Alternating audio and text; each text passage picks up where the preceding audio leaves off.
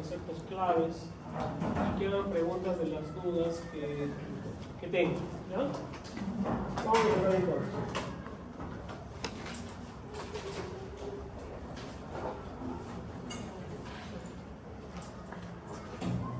¿Qué implica la farmacodinámica? Ustedes ya habíamos hablado que la farmacodinámica es una rama, ¿no? Es una rama de la farmacología, ¿no? ¿De acuerdo?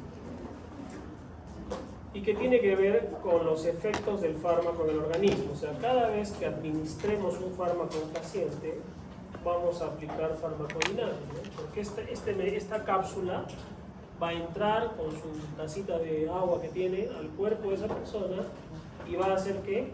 Un efecto. O sea, tiene que ver con los mecanismos de acción, definitivamente. ¿Ya?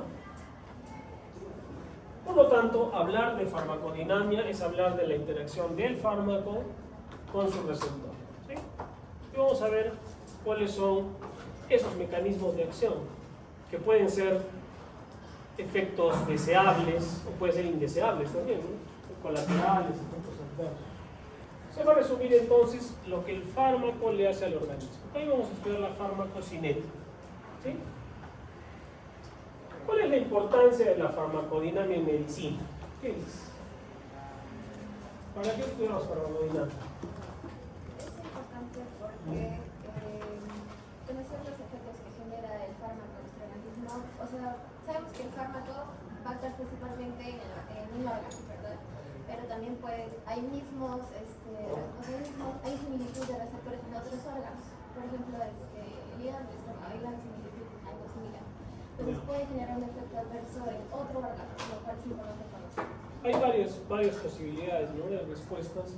Está bien lo que has dicho, ¿no? Cuando damos un medicamento a un paciente, y vamos a aprender esos conceptos, ¿no? Quiero saber si el fármaco llegó a donde quiero que actúe, ¿sí?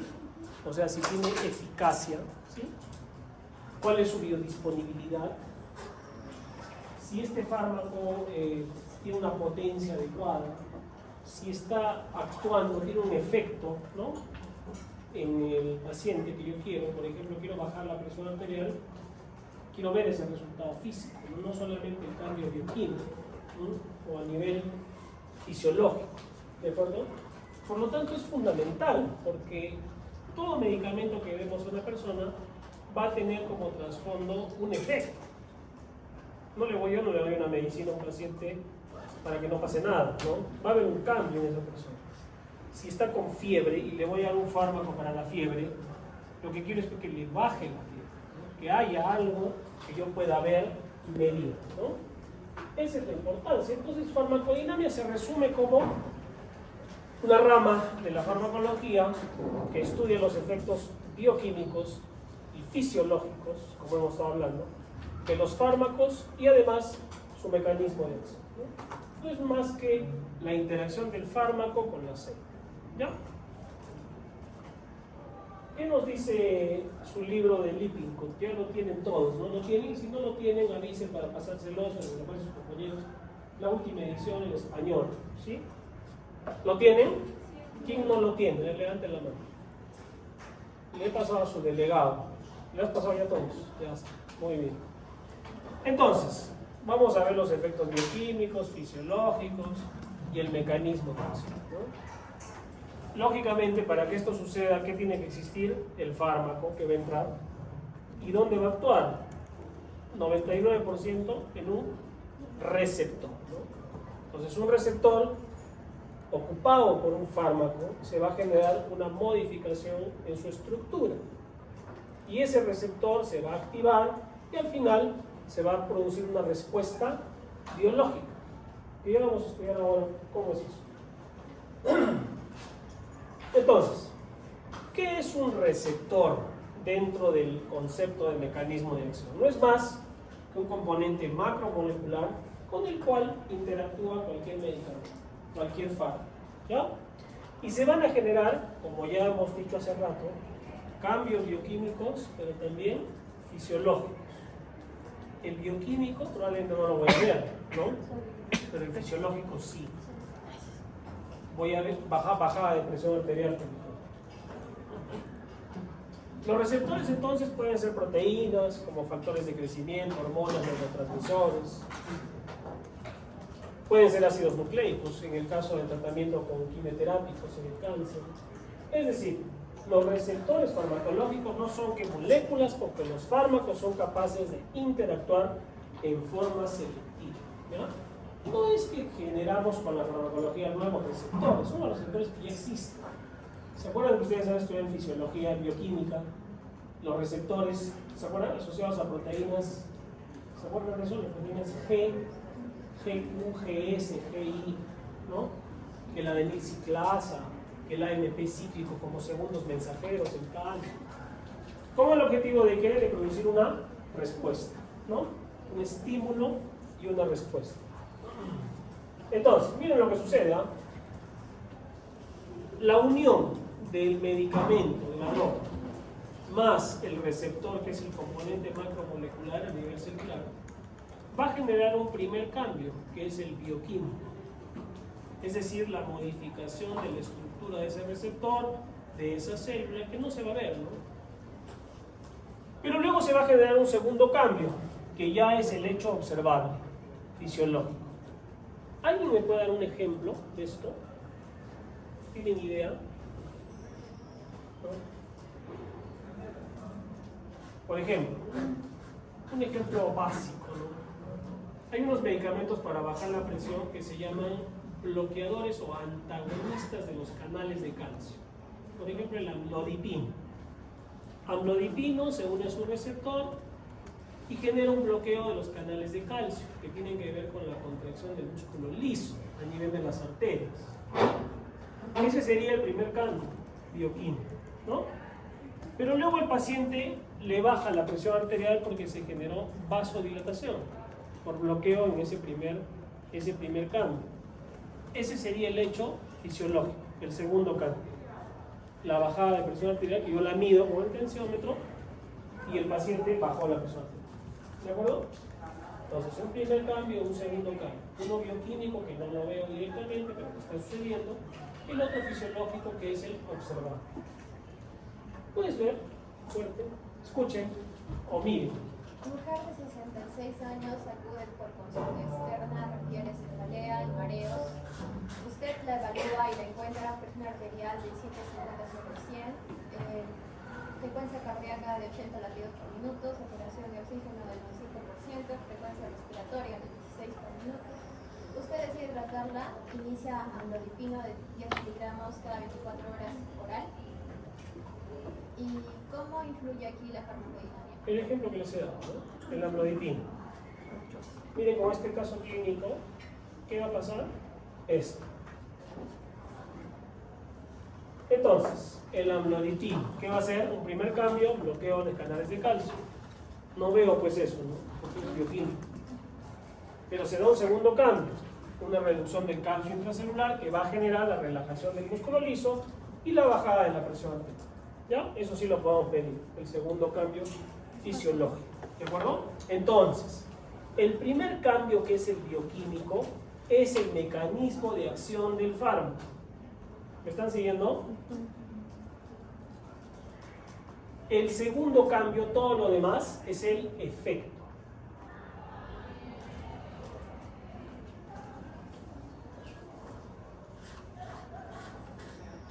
Con naranjas, el amlodipino bloquea los canales de calcio, es el primer cambio. Eso se llama acción.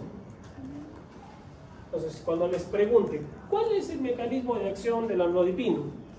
Tú no vas a decir, baja la presión arterial. Está mal, eso es el efecto. El mecanismo de acción es un bloqueo de los canales o antagonista de los canales de calcio.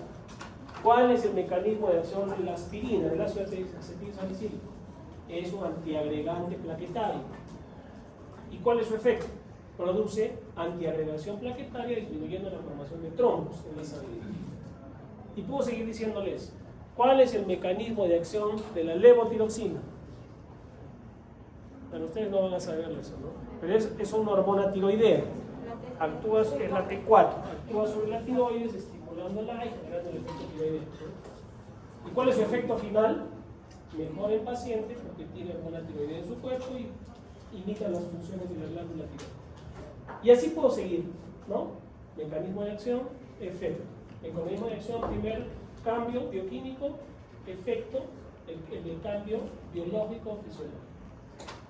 Levante la mano quien no ha entendido, por repetir. ¿Todos han entendido?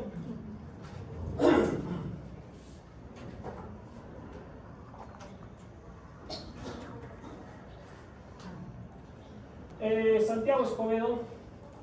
Santiago, ponte aquí. Ya, explícanos fuerte. ¿Qué has entendido? ¿Qué es acción y qué es mecanismo? ¿Y qué es efecto? Fuerte. Un fármaco puede tener, al ser administrado, un fármaco puede tener dos efectos. Puede ser un cambio bioquímico o un cambio fisiológico. El cambio bioquímico consiste básicamente en la acción en sí del fármaco, que es el efecto que, bueno, no el efecto, sino la acción que genera, que va a producir después un efecto fisiológico, que son los cambios observables, como puede ser el ejemplo del amlodipino, que bloquea los canales de calcio, que es su efecto bioquímico. Después va a tener un efecto fisiológico, donde al reducir el calcio intracelular va a generar relajación del músculo liso, vasodilatación y finalmente una disminución de la presión arterial. Muy bien. ¿Está claro? Ya. Eso les voy a preguntar. Voy a poner una pregunta con un caso clínico. ¿Ya? ¿Seguimos? ¿Solo almorzado? No, no almuerzo. Entonces, ¿qué pasa en el hospital? Le digo al interno, oye, ¿cuál es el efecto del metamizol? Ah, eso es lo mismo que el mecanismo de acción. No son sinónimos, no son sinónimos, ¿ya? Ya saben qué es acción, mecanismo de acción, y ya saben qué es efecto. ¿De acuerdo? Listo, muy bien. Entonces, sin embargo, todo fármaco que llega y hace su acción y tiene su efecto, puede ser agonista o puede ser antagonista. ¿Sí? ¿Cómo así? Agonista. Se ligan al receptor y simula los efectos reguladores de los compuestos endógenos. O sea, hace algo similar a lo que hacen las sustancias que tenemos en nuestro cuerpo, por fisiología. ¿Ya? Es decir, es algo positivo que hace nuestro organismo. Nosotros nos regulamos. La farmacología solo utiliza la fisiología existente y se vale de ella para lograr un efecto deseado desde el punto de vista farmacológico. ¿Y qué es un antagonista? Se ligan al receptor, pero no tienen un efecto regulador o lo bloquean al agonista endógeno, que puede ser competitivo. Hay un receptor, viene el fármaco, se une a él e imita los efectos fisiológicos que existen en nuestro cuerpo. Viene otro antagonista, se liga al receptor y el compuesto endógeno fisiológico que te iba a actuar ahí ya no encuentra lugar, está ocupado ya. Entonces se va, no hay efecto. Agonista, antagonista. Vamos a desgranar un poco más eso, ¿no? Entonces, la afinidad fármaco-receptor y su grado de actividad obviamente va a depender del sitio donde se va a unir, de la estructura química. Ustedes tienen amigos, pero tienen de repente su mejor amigo, tienen más afinidad, ¿no? Escuchan la misma música, se comprenden mejor, les gusta el deporte, a otros no les gusta, ¿me entienden? Tiene que haber afinidad entre el fármaco y el receptor. Vamos a ver esos conceptos ahora, ¿no? Y eso lo hace la industria farmacéutica, ¿no? Ya sabe la estructura química, que si es así, el receptor tiene que ser así, para que encaje, para que me entiendan, ¿no? Entonces, los sitios de acción en las células pueden tener efectos generales o pueden tener efectos particulares.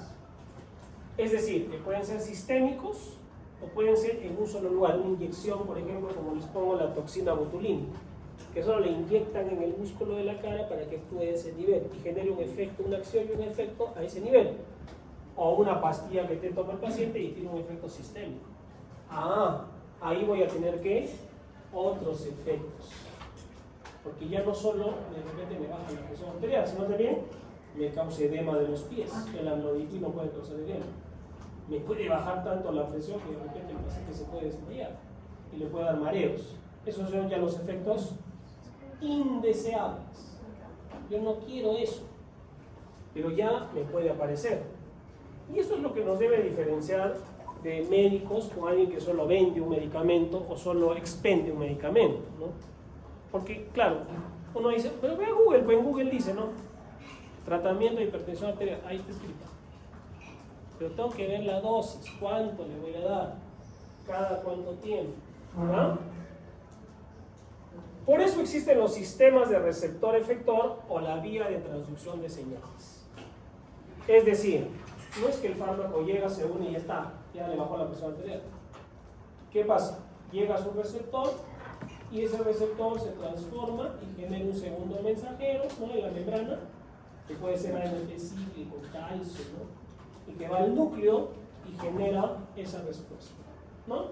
O formación de nuevas proteínas para ocasionar ese efecto final, ¿no? Este receptor entonces puede estar activo o puede estar inactivo. El receptor los espera con los brazos abiertos al fármaco, pero ahí vienen otros conceptos. Se saturan los receptores, ya no funciona. Viene el fármaco, lo inhibe y la sustancia endógena ya no funciona. Será bueno que se saturen, que no se saturen. El objetivo es encontrar la mejor dosis para lograr un efecto deseado, con la menor incidencia de efectos no deseados. ¿De qué me sirve un fármaco que yo le doy y es excelente, baja la presión arterial todo, y el paciente, doctor, no puedo ir a trabajar, me mareo, veo borroso, se me hinchan las piernas, no puedo manejar, me duele la cabeza? ¿Se dan cuenta? Entonces, en la balanza, si gasta la balanza, tengo que poner que los efectos deseados tienen que ser más pesados que los indeseados. ¿Ya? La mayoría de fármacos que utilizamos tienen ese equilibrio. Porque si no, ¿qué pasa con ese fármaco? Se retira del mercado. ¿Qué ha pasado ahora con el cloruro de sodio 9 por 1000? ¿No? Que de mala forma se ha evidenciado sus efectos malos, ¿no? Porque mata, está matando. Y vamos a ver un concepto que tiene que ver más en farmacocinética, que es el índice terapéutico.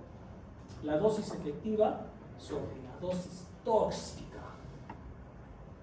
Y ese índice terapéutico, mientras más alto sea, es más seguro. ¿Qué pasó con este cloruro de sodio?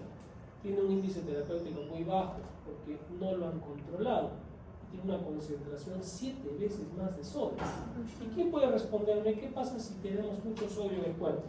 El sodio normal va de 135 a 145 miliequivalentes por litro. ¿Qué pasa si un paciente tiene 200, una persona? ¿Y qué pasa en el hipernatremia en el cerebro? Lo seca, deja el agua, y el paciente con convulsión y entre coma se muere. ¿Qué es lo que pasa? ¿Qué es lo que pasa? Entonces, tengo que conocer eso, y eso me facilita ¿qué? El conocimiento de la farmacodinámica. Para eso sirve, ¿no? Los segundos mensajeros, ustedes ya saben cuáles son: AMP cíclico, GMP cíclico, calcio, inositope, trifosfato, óxido nítrico. ¿Ya? Muy bien. ¿Cómo se clasifican los receptores? Conforme al efecto y potencia de agonistas y antagonistas. Vamos a un poquito adentrarnos a ello. ¿Ya? Hace rato voy a escuchar la palabra afinidad. ¿Qué es la afinidad? Es la capacidad de ligarse al receptor, o sea, simplemente de unirse. Se unió la droga al receptor. Tiene afinidad. Tiene más o menos afinidad. ¿Y qué es eficacia? Ya va más allá del concepto de solo unirse. Significa cambiar su comportamiento, o sea, cambia el comportamiento, la estructura química de ese receptor cuando se unió el fármaco a él. ¿Ya? Al ligarse a él. Entonces no son sinónimos, ¿no? Afinidad y eficacia.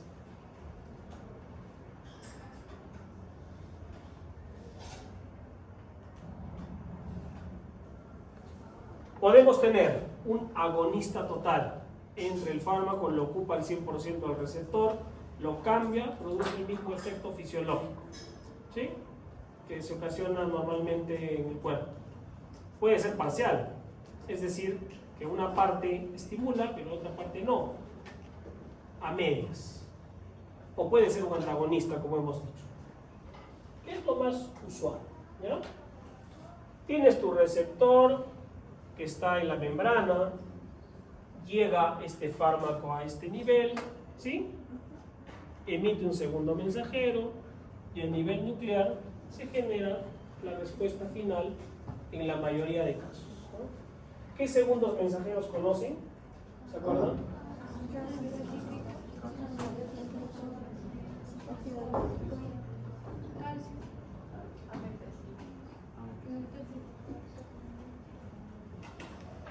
Ay, ¿cómo les estoy? Creo que hay que salir de acá.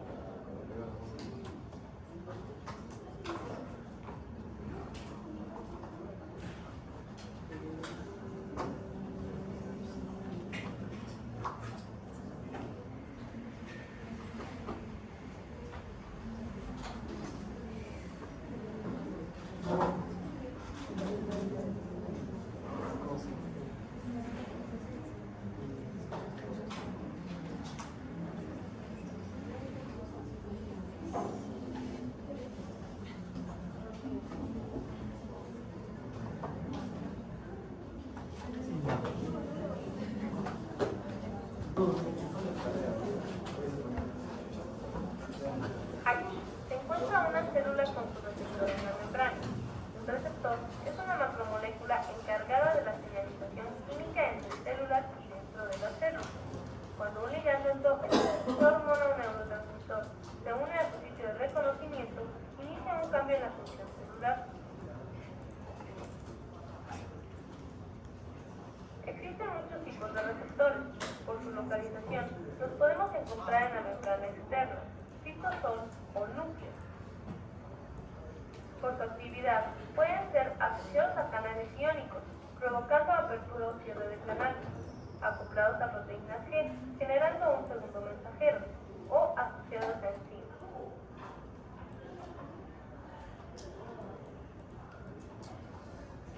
El agonista es cualquier sustancia química que simula o imita la misma acción del ligando endógeno, uniéndose al mismo receptor, resultando en la misma actividad específica de la célula.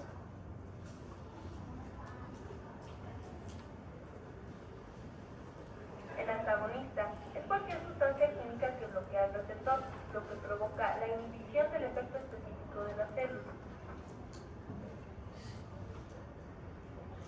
Los fármacos van a mimetizar como un agonista o inhibir como un antagonista las acciones de las hormonas o neurotransmisores.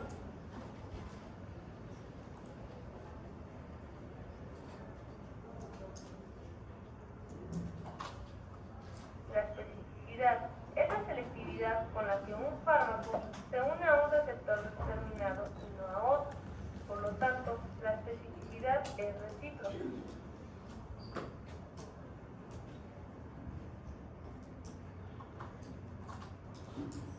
La afinidad es la capacidad del fármaco para fijarse a un receptor determinado, formando un complejo fármaco-receptor. Por lo tanto, la ocupación del sitio está regulada por la afinidad. La eficacia es la propiedad del fármaco unido al receptor para generar un estímulo, desencadenando un efecto farmacológico en la célula. Por lo tanto, la activación de la respuesta celular está regulado por la eficacia.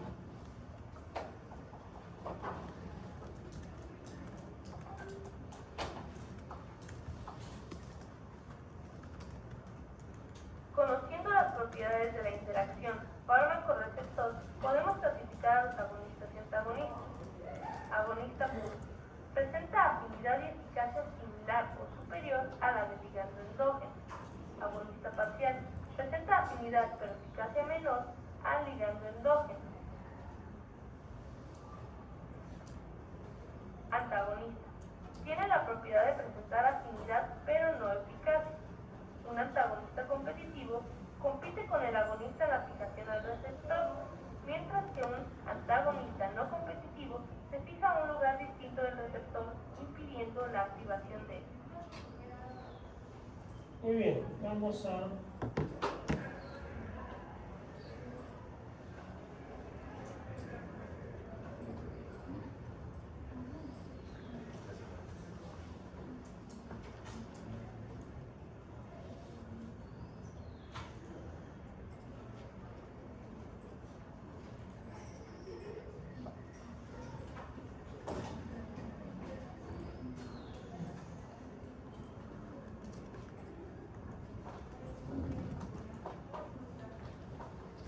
Vamos a entender esto, ¿ya?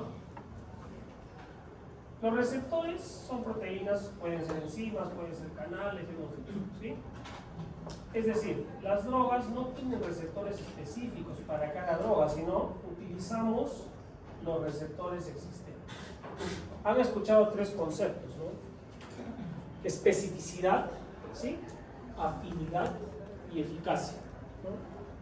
¿Qué es la afinidad de una droga? Es la capacidad de unirse o ligarse al receptor. Tiene propiedades que le permiten unirse a ese receptor. La especificidad vendría a ser más una característica física de la afinidad, que le permite esa unión, de buscar a ese receptor y encontrarlo. Y una vez que lo encuentra, a través de la especificidad, se une a él a través de la afinidad. ¿Qué es la eficacia? Ya es el efecto, el mecanismo de acción, mejor dicho.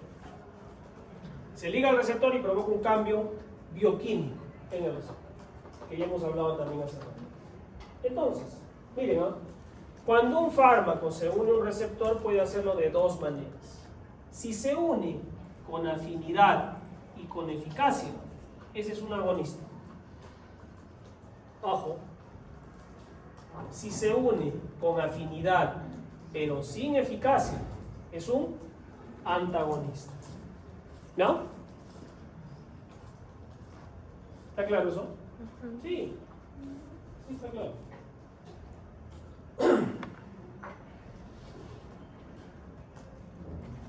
Fíjense, tenemos diversas formas de receptores activados por ligando, canales iónicos, asociados a proteínas G, unidos a enzimas, intracelulares, es decir, las posibilidades son diversas, pero como único objetivo de tener efectos intracelulares y que generen un cambio bioquímico que me va a dar la eficacia del fármaco, ¿sí? Que es lo que yo al final estoy buscando al tratar a un paciente. Entonces, los fármacos agonistas tienen una acción y posteriormente un efecto similar a las sustancias endógenas o a los agonistas fisiológicos, como la adrenalina, noradrenalina, la dopamina, la acetilcolina y todo lo que existe, la insulina que existe en nuestro cuerpo. ¿Ok? Y los antagonistas tienen una acción y posteriormente un efecto opuesto a lo que sucede normalmente en nuestro organismo. Nada más. Agonistas, antagonistas, tienen entonces, no es que sean malos, ¿no? No es que el agonista es bueno y el antagonista es malo. ¿Puedo tener un efecto antagonista beneficioso? Claro, ¿sí? Así como un agonista que también le haga bien al paciente.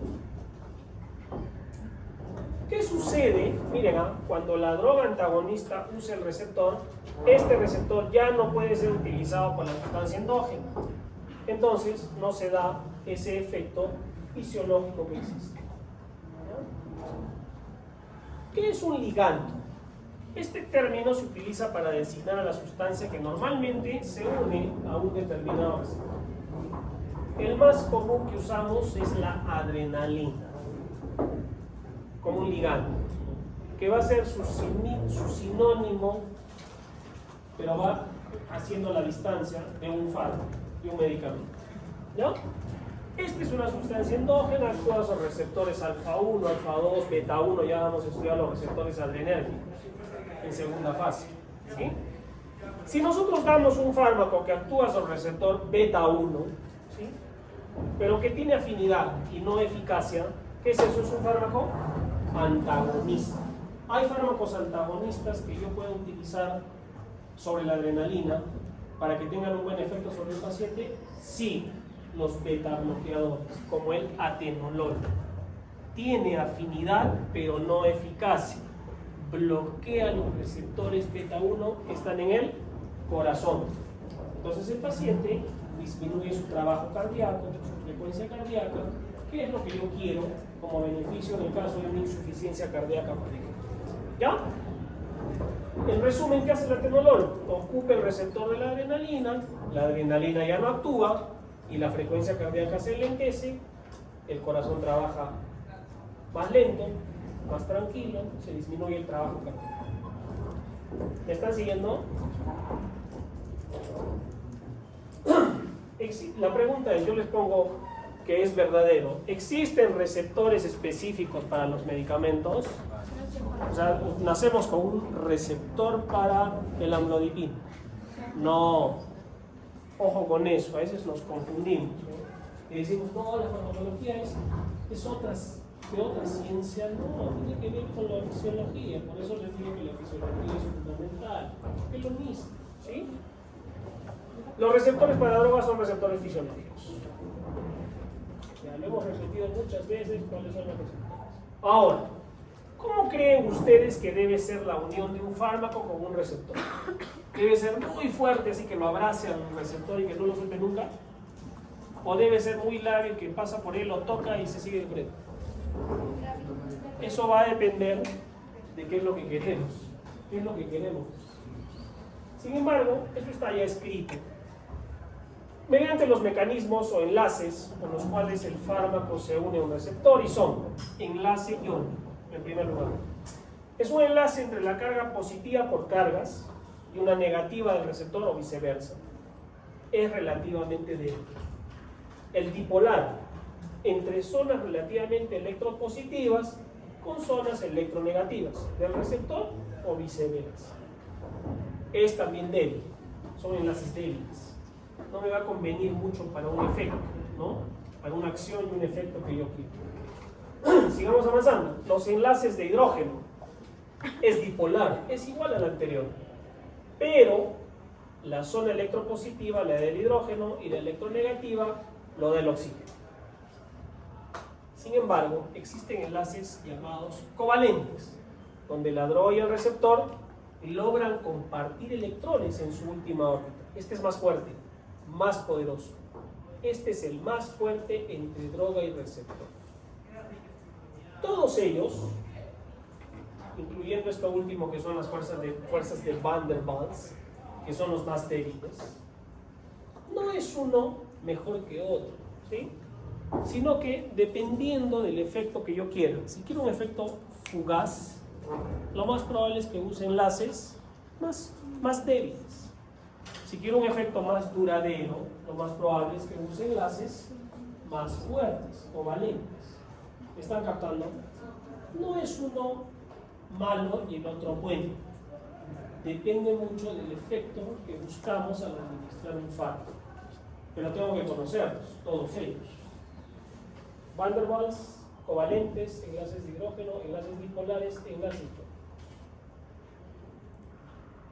Muy bien. Puedes leer fuerte. El fármaco Escuchen fuerte. El fármaco X suele producir la contracción máxima del músculo cardíaco de un modo similar a como lo hace la adrenalina. Ajá. ¿Están siguiendo? Se considera que se trata de un agonista parcial, antagonista competitivo, antagonista irreversible o agonista irreversible. ¿Cuál es la respuesta? La A, ¿no? Está haciendo el mismo efecto, es un agonista. Un agonista imita las acciones de un ligando endógeno, como la adrenalina. ¿Sí? Muy bien. ¿Puedes leer la segunda? ¿Cuál de las siguientes afirmaciones es correcta? A. Si 10 miligramos del fármaco A producen la misma respuesta que 100 miligramos del fármaco B, el fármaco A es más eficaz que el fármaco B. A ver, analicemos esa alternativa. Fuerte, a ver, léela de nuevo. Escuchen. Si 10 miligramos del fármaco A producen la misma respuesta que 100 miligramos del fármaco B, el fármaco A es más eficaz que el fármaco B. ¿Verdadero o falso? Falso. Bueno, ahora vamos a revisar esto en farmacocinética. Es falso, porque, bueno, lo han hecho en práctica, me parece ya. ¿Han hecho en práctica esto? No es más eficaz, simplemente es más potente. Tiene más potencia. ¿Qué es potencia?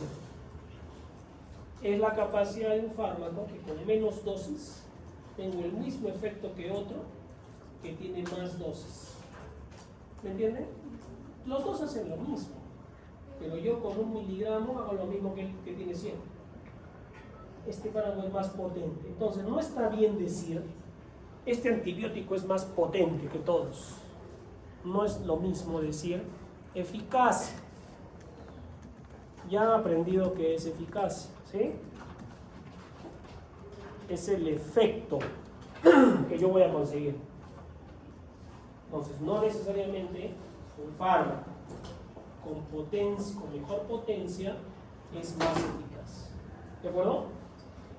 La B. Cuanto mayor es la eficacia, tanto mayor es la potencia de un fármaco. Bueno, ya les estoy diciendo que no es lo mismo, obviamente es falso, ¿no? ¿Sí? La C. Al elegir un fármaco, la potencia suele ser más importante que la eficacia. ¿Qué dice? ¿La potencia es más importante que la eficacia? No, porque me da lo mismo si le doy el fármaco A o el fármaco B, si los dos hacen lo mismo, no hay cualquiera, ¿sí? No es lo más importante. La D. No, la E. La variación en la respuesta a un fármaco entre diferentes individuos es más probable que ocurra con un fármaco cuyo índice terapéutico sea amplio. ¿Qué es el índice terapéutico? El índice terapéutico es la relación entre la dosis efectiva, o sea, la que funciona, con la dosis tóxica. Mientras más alto sea el índice terapéutico, el fármaco es más seguro. ¿Sí? Ejemplo, las benzodiazepinas. El diazepam, uno puede consumir 10 miligramos, 20 miligramos, 30 miligramos, 40 miligramos, 50 miligramos, se duerme, ya no puede tomar más pastillas. Pero no se puede. ¿Me entienden? Claro, no por eso le voy a dar esas dosis a un paciente. En cambio hay fármacos que ese índice terapéutico es chiquito. O sea, una dosis pequeña de eso mata. Por ejemplo, ese cloruro de sodio, hipertónico, tiene un índice terapéutico bajo. Probablemente su dosis tóxica está ya al revés, superando, no es un número negativo ese índice terapéutico, a la dosis efectiva. ¿Me captaron eso? Ya, vamos a estudiar. ¿Preguntas? Doctor, ¿el índice terapéutico es igual al margen de ventanas que los medicamentos? Repite, ¿qué? El índice terapéutico Ese. es igual al margen de ventanas. Sí, son como sinónimos, ¿no? Es como que el margen de seguridad que me da un fármaco. Que muchas veces es mal utilizado, ¿no? Porque este índice terapéutico más me debe servir para la seguridad de un medicamento, ¿no? Para yo saber, bueno, este medicamento tengo que usarlo con cautela. Pero ¿qué pasa cuando se usa al contrario? Ah, no, porque tiene un índice muy amplio, le subo la dosis, le subo la dosis, le subo la dosis. No, porque existe otro concepto que lo vamos a ver en farmacocinética, que es la eficacia máxima. ¿Qué es eso? A veces la familia le dice, doctor, pero ¿por qué le pone solo 2 gramos cada 24 horas de ceftriaxona? Póngale 5. Suena lógico, ¿no? Póngale 10 gramos para que se cure más rápido. ¿Qué pasa? El fármaco comienza a saturar receptores donde va a funcionar. Entonces sube la eficacia, sube. Llega un punto en que ahí se queda y se hace una línea recta. Pero yo le doy el doble de dosis. ¿Qué aparece? Efectos adversos. O sea, donde inician los efectos adversos es cuando supero el punto de eficacia máxima. ya no va a ser mejor. Pues cuando les digan, pero tómate 3 amoxicilinas cada 8 horas, ¿no? O sea, suena lógico, ¿no? No, porque existe el punto de eficacia máxima y ya se ha visto que es cada 8 horas, 5 miligramos, ahí logras la eficacia máxima. Si le doy más, efectos adversos. ¿Ya? Muy bien. Ahora, ¿cómo iniciar?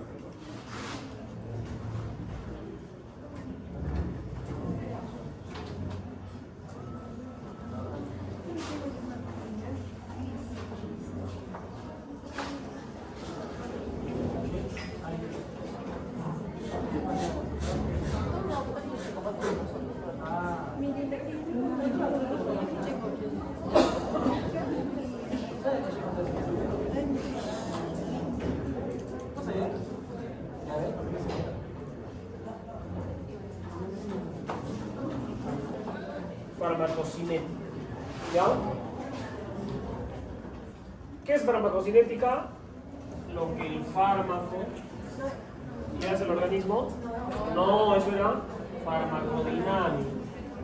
¿Qué vamos a hacer ahora? Lo que el cuerpo hace con el fármaco.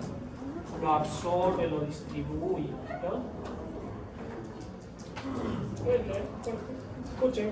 Varón de 50 años de edad cursa con fibrilación auricular. La ritmo. Toma warfarina 5 miligramos cada 24 horas vía oral. En nueva consulta médica le agregan aspirina 100 miligramos cada 24 horas vía oral. 5 días después presenta sangrado de encías y moretones, equimosis en miembros. Además, epistaxis. ¿Qué es epistaxis? ¿Qué le pasa a este paciente? La warfarina es un anticoagulante. Lo que hace warfarina es bloquear la formación de factores de coagulación, el 2, 7, 9 y 10, inhibiendo la vía extrínseca de la coagulación. ¿Se acuerdan de eso en fisiología? La coagulación. Y encima le das aspirina, que es un antiagregante plaquetario. ¿Ya? ¿Qué va a pasar con este paciente? Se va a potenciar su efecto anticoagulante y el paciente empezó a seguir. Existen principios de la absorción, distribución, metabolismo y eliminación. Desde cómo entra el fármaco, cómo es distribuido, metabolizado principalmente a nivel hepático y renal, y eliminado, excretado. Ustedes las vías de administración las han estudiado en prácticas. ¿Ya han hecho eso? Sí. ¿Por qué es importante las vías de administración? Tú. Depende, son importantes para poder evaluar cuál es la mejor para el paciente, porque hay algunas que son más accesibles para los pacientes y también se mide la rapidez de acción del fármaco. Por ejemplo, la vía intravenosa actúa más rápido, por lo que se podría utilizar en emergencias. En cambio, la vía oral se puede utilizar cuando no es tan urgente o cuando el paciente tiene más acceso. Y cuidado, ¿no? Que una vía intravenosa ya no la vas a poder sacar, ya la pusiste, ya, qué miedo. Y la biodinámica. Vamos a ver todos esos conceptos.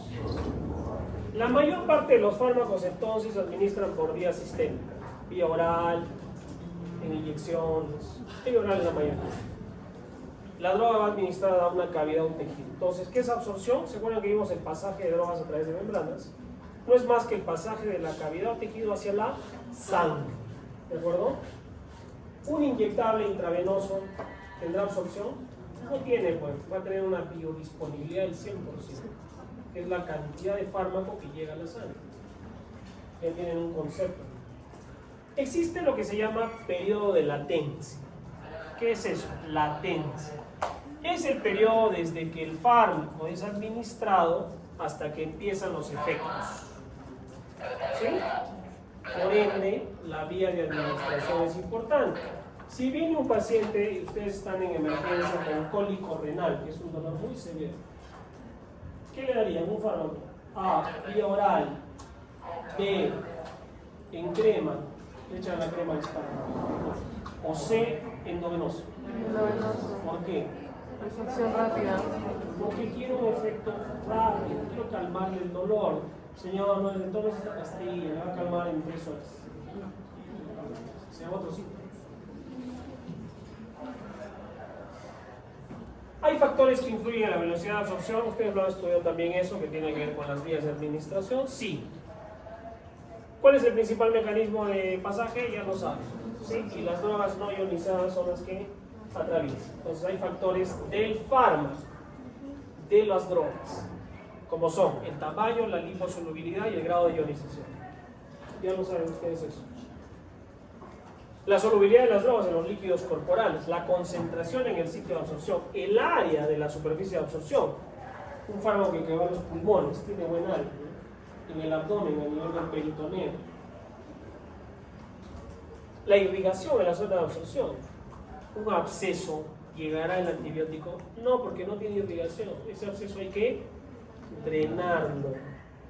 Absceso drenado, absceso curado. Los abscesos no se tratan con antibióticos. El pH en el sitio de absorción, sí. La vía de administración, también. Todo esto influye, y ustedes también lo han hecho en práctica, se lo van a hacer, que son ¿qué? Los factores que influyen, ¿no?, en el mecanismo de acción o en la absorción de los fármacos.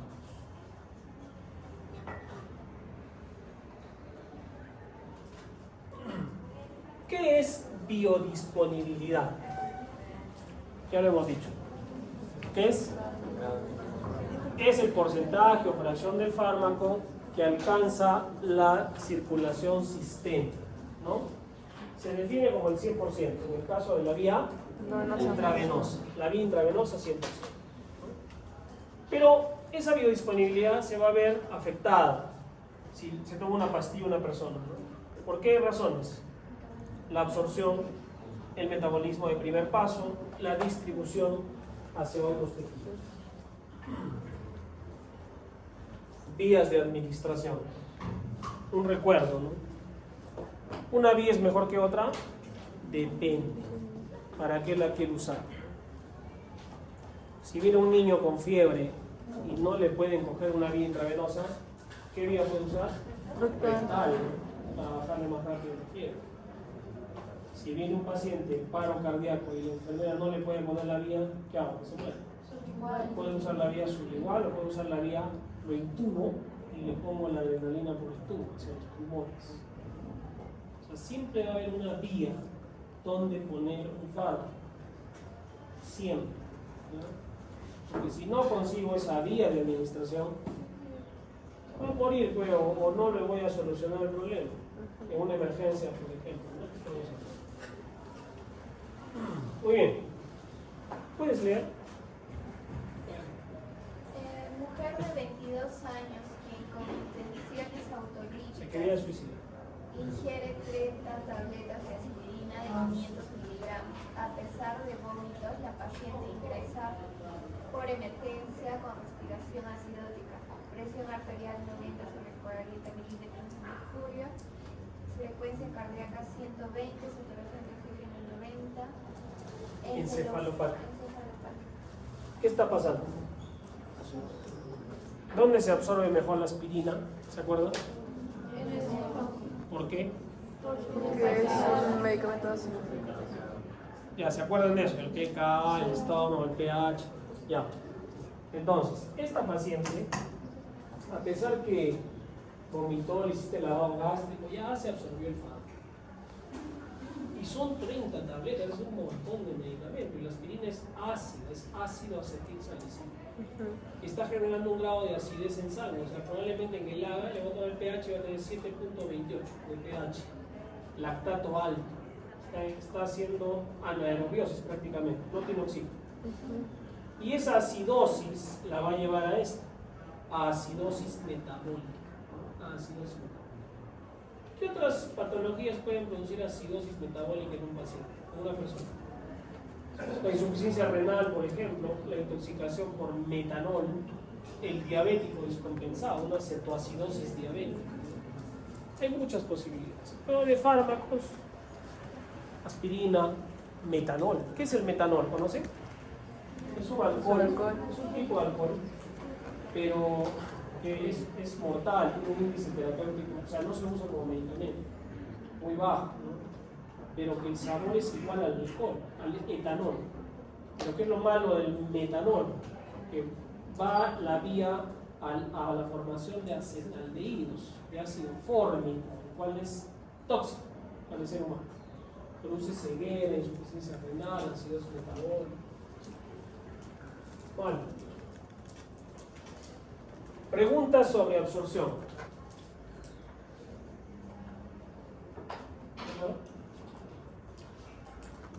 ¿Qué es biodisponibilidad? Muy bien. Un fármaco intravenoso, ¿qué biodisponibilidad tiene? ¿Y qué afecta la absorción del fármaco? Dos cosas de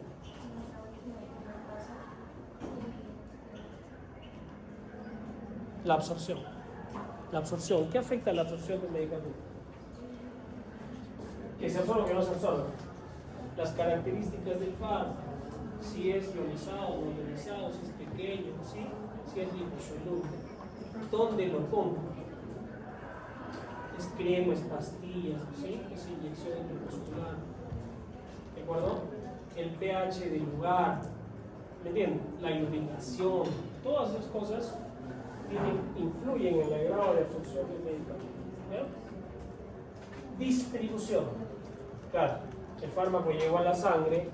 Ahora, ¿a dónde voy? Dicen, bueno, llega a la sangre, me voy a distribuir. ¿Ya? Entonces, hasta ahora que ustedes ya tienen un conocimiento un poquito mayor, ya está en la sangre el fármaco.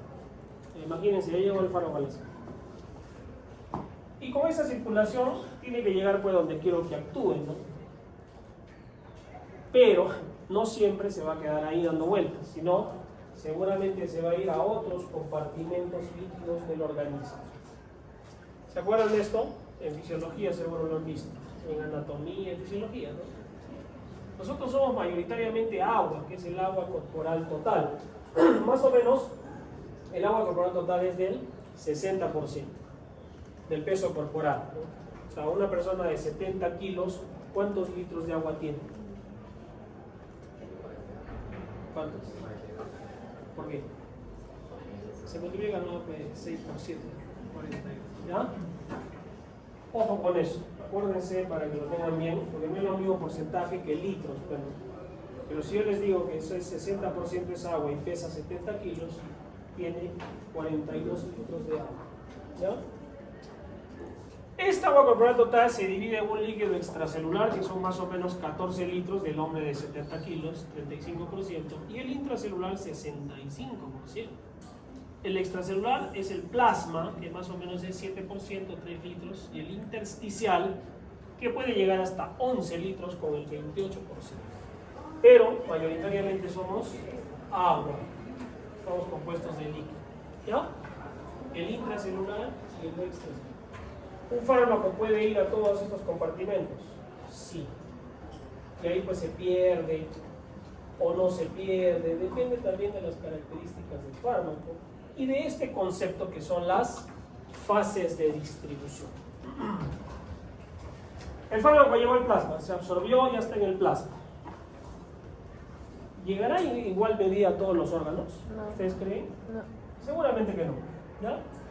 Y el orden tampoco va a ser el mismo.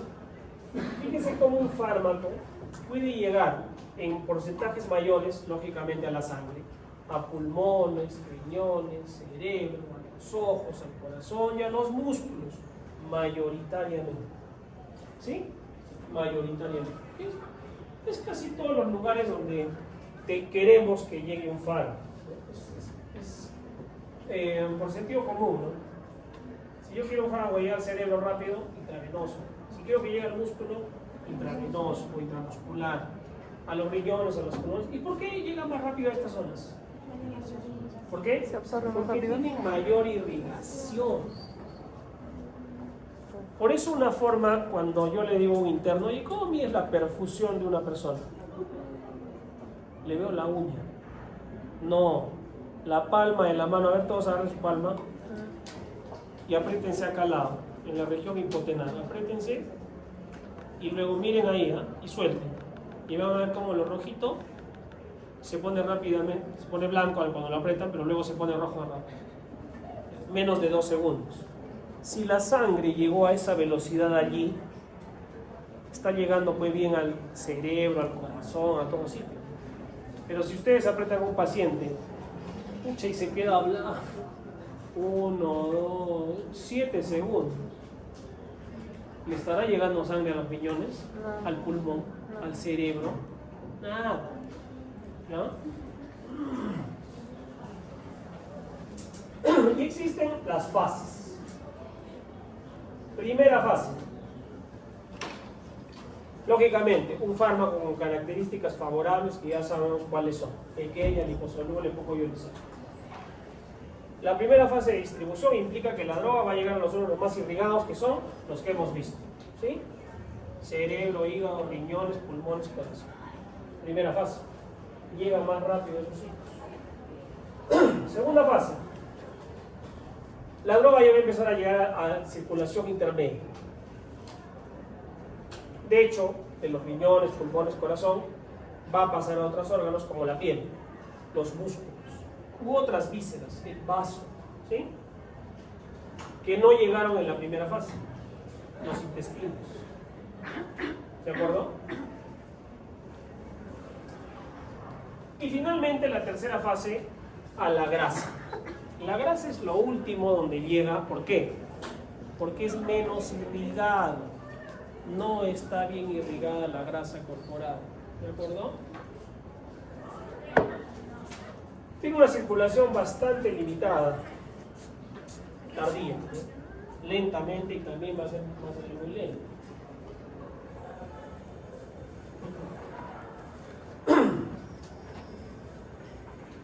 ¿Qué droga va a viajar más lejos? La droga libre, o sea, la que no está unida a proteínas. Porque proteínas, como les dije en el pasaje de drogas a través de membranas, ustedes llevan una mochila grandota, como van al hospital, y les digo, vamos a la práctica, van a estar chocándose con todo el mundo, no van a poder avanzar. ¿Ya? Primero irá hacia el sitio de acción donde queremos que actúe. Pero la fracción libre del fármaco va a hacer que ésta llegue a mayores lugares. Incluso hasta puede depositarse en algunos sitios. Generar reservas. Ahora, hablar de depósito no implica que el fármaco que llegue al depósito ya se perdió, es un desperdicio. No, porque en ese depósito puede regresar a la sangre. Puede almacenarse ahí, ¿no? Y luego regresar. Eso puede ser bueno, pero también puede ser malo, si ya no quiero más efecto. ¿Y cuál es un depósito por excelencia? La grasa. Por eso, cuando uno tiene la pancita muy grande, se pueden depositar allí los fármacos. Pero no solo los fármacos, en el caso del COVID, se encontró que ahí se almacenaban más virus y que luego eran liberados y generaban la persistencia del problema. En la grasa abdominal, sobre todo en mujeres, se almacenan hormonas, estrógenos, que pueden traer problemas en una persona mayor, como mayor incidencia de cáncer, de cuello uterino, de mama. Entonces no es conveniente una señora que ya pasó la menopausia, que en el Perú es alrededor de los 48 años, tenga pancita, porque tiene más estrógenos. ¿Ya? El pellejo del pollo, ya, para que estoy saliendo del tema, no deben comer las mujeres, tienen estrógenos. Los pollos antes crecían en 3-4 meses, ahora los hacen crecer en una semana, porque les inyectan hormonas, estrógenos. ¿Y dónde se deposita el estrógeno? En la piel, en la grasa del pollo. No coman el pellejo del pollo. Bueno, salvo que sea un pollo que ustedes lo han criado en su casa, o maíz, no hacemos eso. Bueno, para sus mamás, sus tías, sus familiares. Mujeres no deben comer cuero de pollo. Entonces, cuando los niveles sanguíneos de la droga bajen en sangre, el fármaco de depósito vuelve otra vez a la circulación Y el efecto farmacológico puede prolongarse, ¿no? Puede ser bueno, pero puede no ser tan bueno dependiendo de lo que yo quiero. Muy bien, ¿cuáles son los principales depósitos? Las proteínas donde se ligó el fármaco. De hecho, que esa proteína se está llevando el fármaco para todos lados y una lo suelta. Es un primer depósito, ¿sí? La grasa es depósito de drogas liposolubles, que son la mayoría. Pueden almacenarse en la grasa los fármacos liposolubles. Las células, el líquido intracelular puede almacenar drogas, como los antibióticos macrólidos, por ejemplo, la acitromicina, se puede almacenar intracelularmente. ¿Y qué pasa? Ya, llegó al corazón el fármaco, a los músculos, al hígado. Pero ¿qué pasa con el líquido cefalorraquídeo y el sistema nervioso central? ¿Entrarán así nomás? No, pues imagínense, ¿no? Hay una compuerta ahí que le dice, tú no pasas. Tú sí, tú no, tú no, tú no. Casi todos los bloquean. ¿A través de qué? La barrera. De la membrana, la barrera hematoencefálica. ¿Ya? La sangre y el cerebro, la barrera hematoencefálica, lógicamente esa barrera es importante, ¿no? ¿Y cuándo se altera esa barrera? Cuando se inflama, una meningoencefalitis. Escucha, todo se mete al cerebro. Y se agrava el problema. Al cerebro entonces no entra cualquiera. ¿Ya? Ya eso ustedes lo tienen que tener claro. Solo llegan en buena concentración al sistema nervioso las drogas muy liposolubles y que estén poco ionizadas. ¿Sí? Porque lógicamente se diseña. Y al feto existe la barrera placentaria.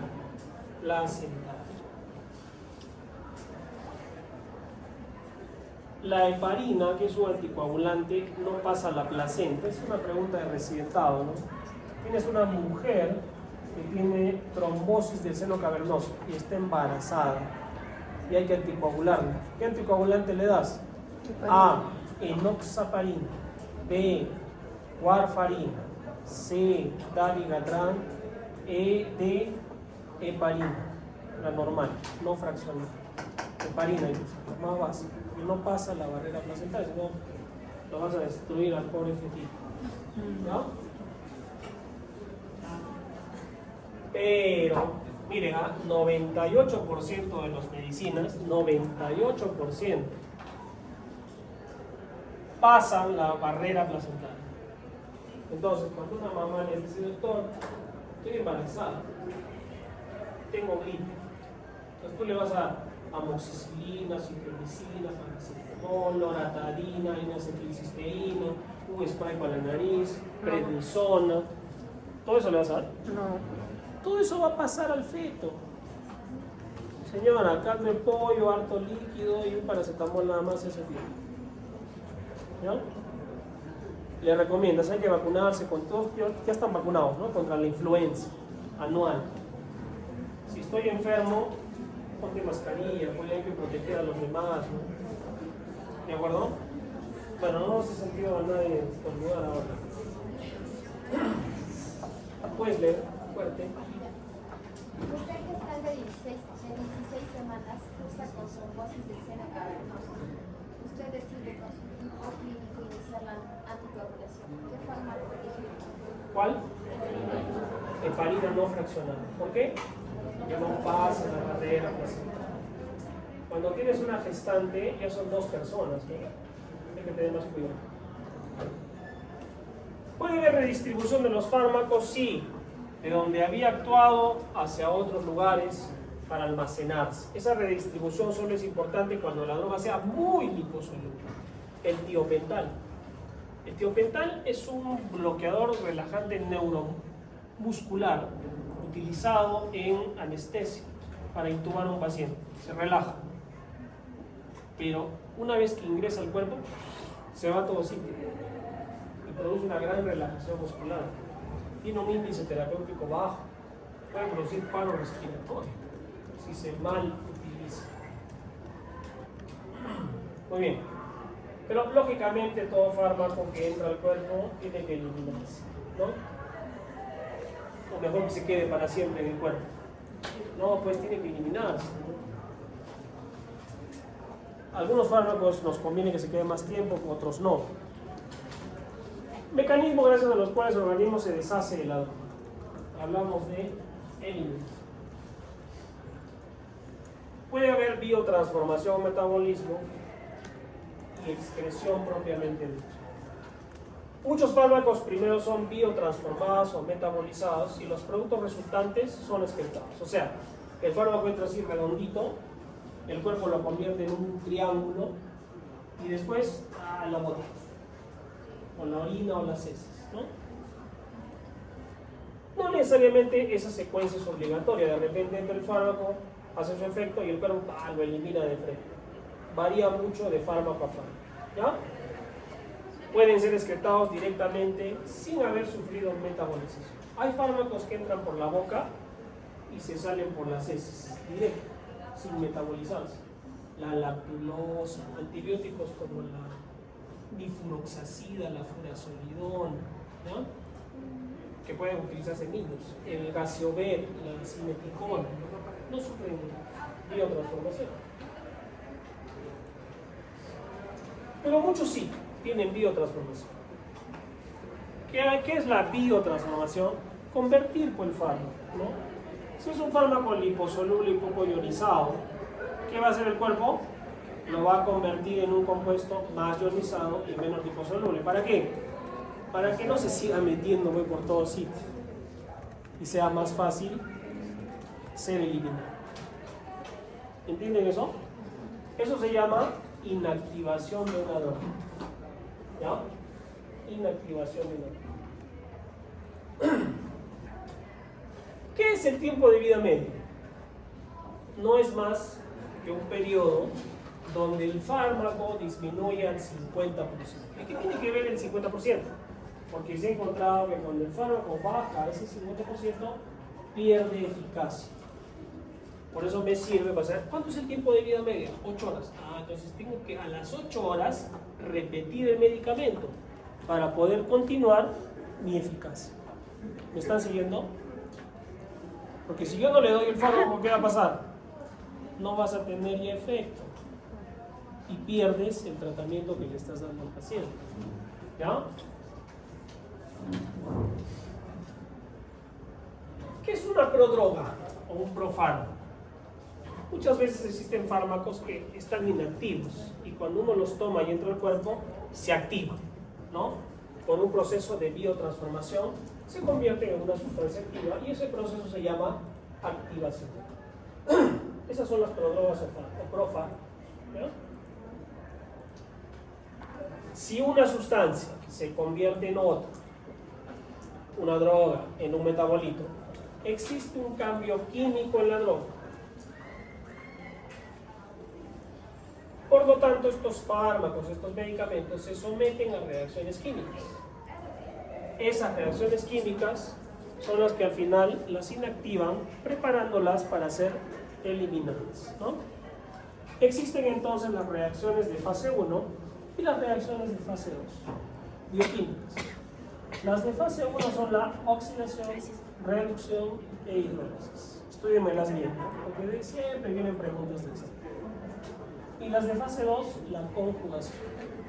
Fase 1, oxidación, reducción, hidrólisis. Fase 2, conjugación. Muy bien. Las de fase 1, esas tres, son también llamadas no sintéticas, porque no hay síntesis de elementos nuevos, de sustancias nuevas. ¿Qué sucede? Ese nuevo compuesto metabolito tiene una complejidad similar o menos compleja que la droga original. Se llama, por lo tanto, inactivación de la droga. ¿Sí? Inactivación de la droga.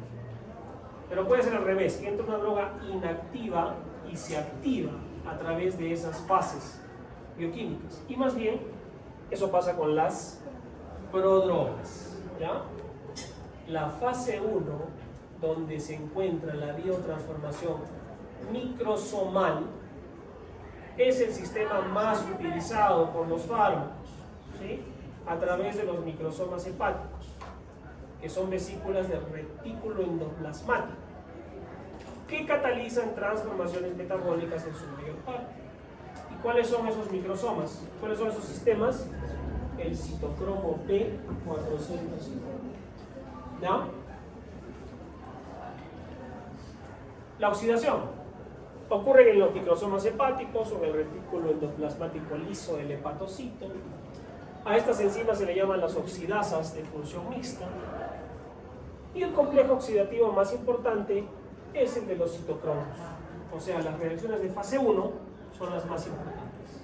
Y la de oxidación me va a utilizar el conformado por el citocromo P450. Para las reacciones de oxidación hay 4 componentes. El citocromo P450, que es el más importante, una reductasa, el NAD, ¿se acuerdan de esto? El NADPH, y oxígeno. Es decir, también hay gasto de energía cuando voy a eliminar un fármaco.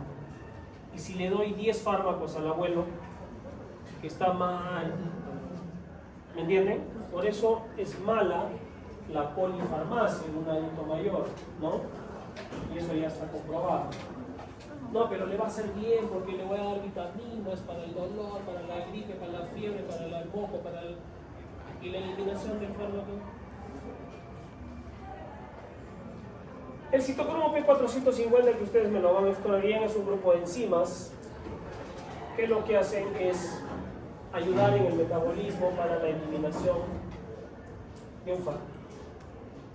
Hay muchos subgrupos como el citocromo A12, 12-9, 12-19, pero el 3A4 es el más importante y es antidemocrático, tiene preferencias. Es decir, este va a seleccionar quién se metaboliza primero, quién se metaboliza después.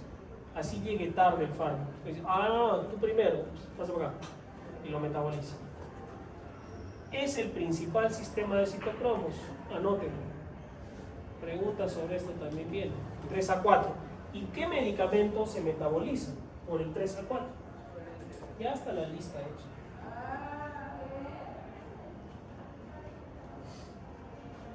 Lógicamente, miren, acá está el 3A4, es el mayor porcentaje para la metabolización y tiene que ver con una base genética, una base ambiental para ver cuánto de cantidad tiene una persona. El citocromo, ahí se habla de personas que metabolizan más rápido, que metabolizan más lento, porque a él le hace más rápido el efecto y al otro no, ¿entienden? Hay una cuestión genética también. Miren, ahí está la lista. Bueno, ya lo tienen entonces. Inhibidores e inductores del citocromo. Si lo inhibe el citocromo P450, ¿qué va a pasar? No se va a metabolizar el otro fármaco.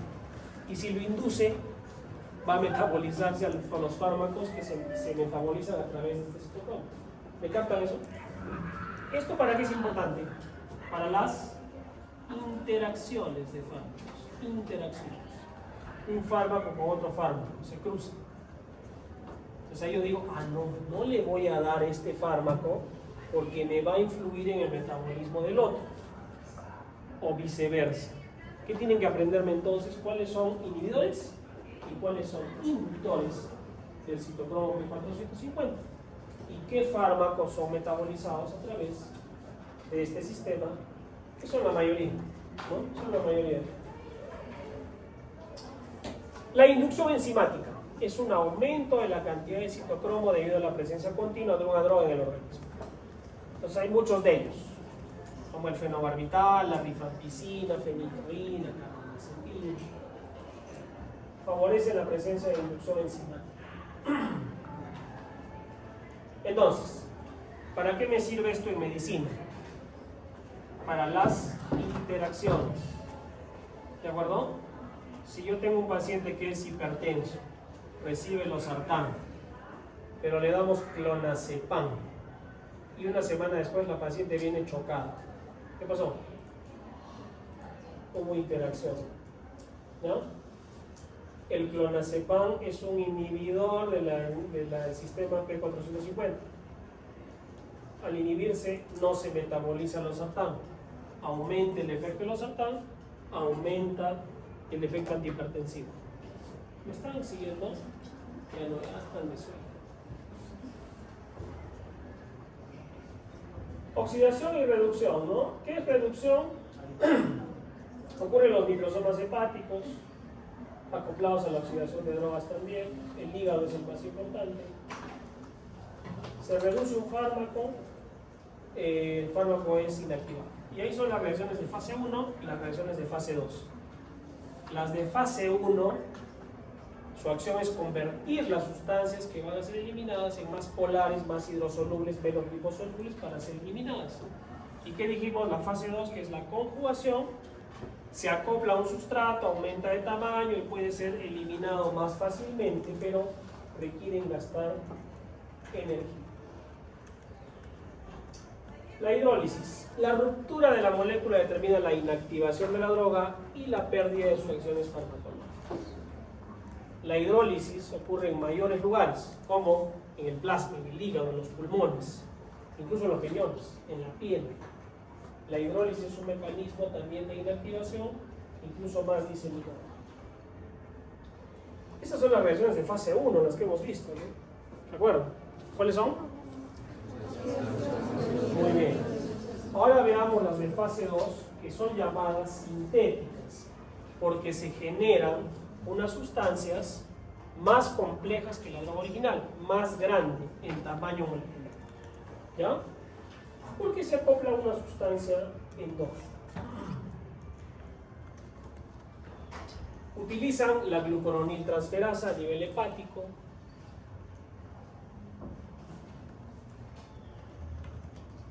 Y a diferencia de las reacciones de fase 1, donde la droga puede inactivarse o activarse, en el caso de las reacciones de conjugación, solo inactiva. Esta no negocia. Tú vienes para acá, te inactiva, seas quien seas. ¿De acuerdo? En las reacciones de conjugación. Y de ahí viene la enzima más importante a nivel hepático que genera conjugación, que es la glucuroniltransferasa, que genera un proceso que se llama la glucoronización, ¿no? Que los fármacos lo utilizan en esta fase 2. Bueno, todo lo que entró tiene que salir, ¿no? De alguna manera y por algún lugar. Y es la excreción. Excreción. Se pueden excretar intactas o pueden excretarse fármacos que han sido, como hemos visto previamente, biotransformados o metabolizados. ¿A través de dónde se excretan los fármacos? En los riñones, el hígado, la saliva, el sudor, incluso en la leche materna. O sea, si una mujer está dando el lactar, pues no debe tomar fármacos, ¿no? Porque todo lo que come se lo va a pasar a su bebé. ¿Ya?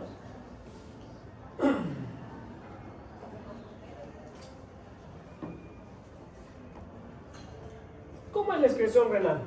¿Qué es lo que sucede? Acuérdense que los fármacos son ácidos o bases débiles, ¿no? Y el grado que se ionizan depende del pH donde están disueltos. Tienen su pK alto. Entonces, si el pH de la orina es ácida, la droga estará preferentemente no ionizada. Pero si el pH de la orina la alcalinizamos, o sea, podemos administrar al paciente bicarbonato de sodio, la orina se va a volver alcalina. Entonces la droga va a estar ionizada. ¿Sí? ¿Se acuerdan de eso? Si está ionizada en un ambiente ácido, en un ambiente alcalino, ¿se acuerdan de eso? De cuando hemos hablado del pasaje de drogas. Y no se absorberá y será excretada. ¿Ya? Esto es para entender el concepto de alcalinización de la orina, para aumentar la excreción renal de un fármaco. ¿No? Fíjense, 49 años, presenta intoxicación por aspirina, la que vimos hace rato. Usted decide tomar medidas para eliminar la aspirina o acelerar su eliminación. ¿Qué hacemos? Le infundimos bicarbonato de sodio para alcalinizar la orina y poder eliminar la aspirina por vía renal.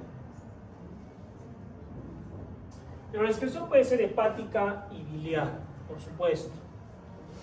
El hígado es el órgano por excelencia, pesa 1,5 kilos, es el más noble de todos los órganos porque aguanta todo lo que comemos, tomamos, etc.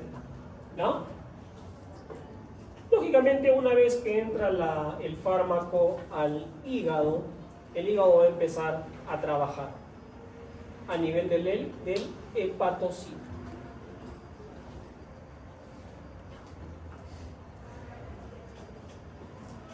Paciente de 60 años, por monoartritis acá, miren el pie. Teniendo en cuenta la etiología, más probable es reseñar la respuesta falsa con respecto a los ataques que se producen en el contexto de esta enfermedad. En los niños se afectan las rodillas. Los ataques pueden estar en relación con el uso de diuréticos. Está falso. Pueden afectarse en ocasiones la fascia plantar, pueden tratarse con AINES, en ocasiones son poliarticulares. ¿Qué tiene este paciente? Tiene gota, ¿no? Tiene gota. ¿Ya? ¿Y qué pasa con la gota? ¿Por qué se da la gota acá? Como lesión de ácido Por úrico. depósitos de ácido úrico. Por depósitos de ácido úrico. ¿Y cuál es el objetivo de tratar un paciente con depósitos de ácido úrico aquí? Tengo que ver si es un cuadro agudo o si es un cuadro crónico. Si es el cuadro agudo, tengo que calmarle el dolor y disminuir esos depósitos de cristales de oxalato a nivel de la articulación y bloquearlos. Hay fármacos que disminuyen la inflamación y la entrada de células inflamatorias aquí, sí, ¿no? Como la colchicina. ¿Hay fármacos que pueden disminuir el dolor y la inflamación? Sí, como los antiinflamatorios no esteroideos. ¿Hay fármacos que me pueden disminuir el ácido úrico cuando lo mando a su casa? Sí, como el alopurino. Todos ellos van a entrar al cuerpo, se van a absorber, van a distribuirse, metabolizarse, eliminarse. Todos ellos van a ser expuestos a farmacocinética, pero también a farmacodinámica. Vamos a tener efectos, acción y efecto.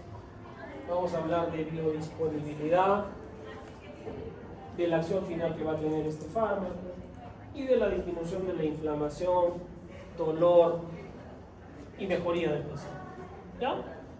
Pues miren cómo la farmacodinámica y la farmacocinética son fundamentales en medicina. Esto es solo un ejemplo. Y que todo fármaco que entra tiene que salir de alguna manera, porque si no se producen efectos malos en el paciente. ¿Ya? Revisen por favor Lipid. Muy bien.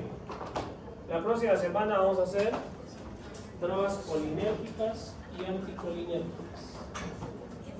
Y con eso terminamos.